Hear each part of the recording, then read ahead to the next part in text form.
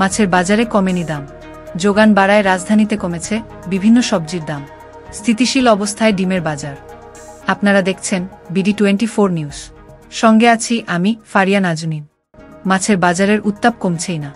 নদী নালার পানি কমে যাওয়ায় দেশি জাতের যোগান বেড়েছে, কিন্তু এর সুফল পড়েনি দামে। ইলিশের যোগান বাড়া সত্ত্বেও দাম সাধারণ মানুষের নাগালের মধ্যে নেই। 2 থেকে 1,500 টাকা কেজিতে বিক্রি হচ্ছে আড়দেই। চাষের তেলাপিয়া ও পাঙ্গাস ছাড়া 250 টাকার নিচে মিলছে না অন্য কোনো মাছ। নদীর মাছ খেতে হলে গুনতে হবে 600 থেকে 1000 টাকা কেজি। বিক্রেতারা বলছে, মাছ আহরণের দামের সাথে পরিবহন ও অন্যান্য খরচের দামও বৃদ্ধি পেয়েছে, যা যোগ হচ্ছে মাছের দামের সাথে। ব্যবসায়ীরা বলেছে, শীত বাড়লে মাছের যোগানও বৃদ্ধি পাবে।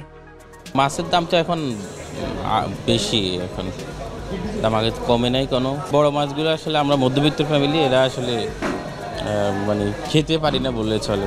আরও কম থাকা উচিত, আরও কম হলে আর কি ক্রেতার সাথে আমাদের জন্য ভালো হয়।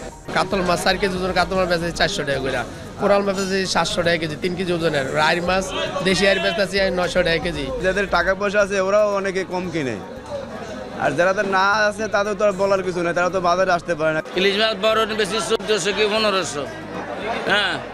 আর ছোট দিন 1 কেজির নাম আছে, যেটা 1200 টাকা বেশি, 1100 টাকা বেশি। নদীর মাছটা খুবই কম, আর দাম একটু বেশি নদীর মাছের।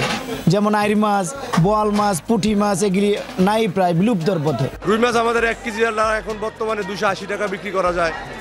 2 কেজি আলাদা 350 টাকা বিক্রি করা যায়, যেটা আগে 450 টাকা ছিল। মাছের দাম যেহেতু বেশি, তো দেশি মাছ কিনেই চলে যাব, কিন্তু সাগর এবং নদীর মাছ দাম প্রচুর বেশি।